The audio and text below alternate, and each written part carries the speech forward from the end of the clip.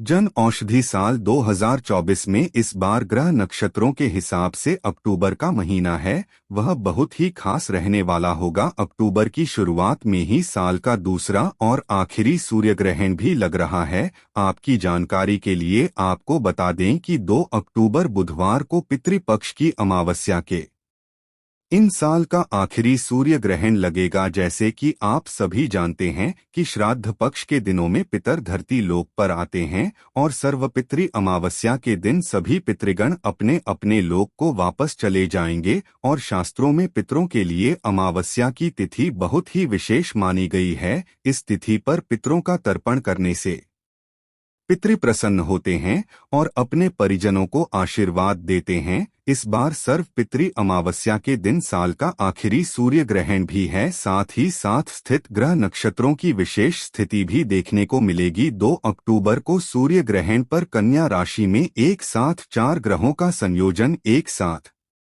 देखने को मिलेगा, यानी कि 4 ग्रह एक साथ कन्या राशि में विराजमान रहेंगे, जिनके चलते चतुर्ग्रह योग का निर्माण होगा। इसके अलावा कुछ अन्य ग्रहों की स्थिति भी खास रहने वाली होगी। चंद्र ग्रहण के ठीक 15 दिनों के बाद 2 अक्टूबर को साल का जो आखिरी सूर्य ग्रहण है वह वलयाकार सूर्य ग्रहण के में दिखाई देगा, जिसके चलते कुछ जगह पर ग्रहण के दौरान रिंग ऑफ फायर का नज़ारा साफ तरह से देखा जा सकेगा। साल का यह आखिरी सूर्य ग्रहण भारतीय समयानुसार 2 अक्टूबर को रात में 9:13 से शुरू होगा, जो कि देर रात यानी कि 3 अक्टूबर गुरुवार को सुबह 3:17 पर समाप्त जाएगा। रात ही रात में ग्रहण लगेगा और रात ही रात में समाप्त भी हो जाएगा। यह ग्रहण दुनिया के कुछ हिस्सों में दिखाई देगा, लेकिन रात का समय होने के कारण हमारे देश भारत में ही ग्रहण बिल्कुल भी दिखाई नहीं देगा। इस ग्रहण का जो नज़ारा है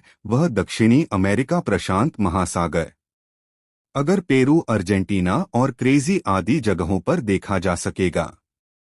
साल 2024 के बाद में अब साल 2025 में सूर्य ग्रहण लगेगा, जो कि 29 मार्च को लगेगा। हर साल सर्वपितृ अमावस्या के अगले दिन ही शारदीय नवरात्रि भी प्रारंभ होती है और ऐसे में नवरात्रि की शुरुआत के समय ग्रहण लगा होगा। ऐसे में आपके मन में ये भी प्रश्न हो सकता है कि ग्रहण भले ही हमारे देश में दिखाई दे या ना दे, क्या हमें कुछ बातों का या कुछ नियमों का पालन करना चाहिए? तो देखिए, जब सूतक काल हमारे देश में मान्य नहीं होगा तो इसका कोई भी विचार हमारे देश में नहीं किया जाएगा। सूर्य ग्रहण का सूतक है वह 12 घंटे पहले शुरू हो जाता है।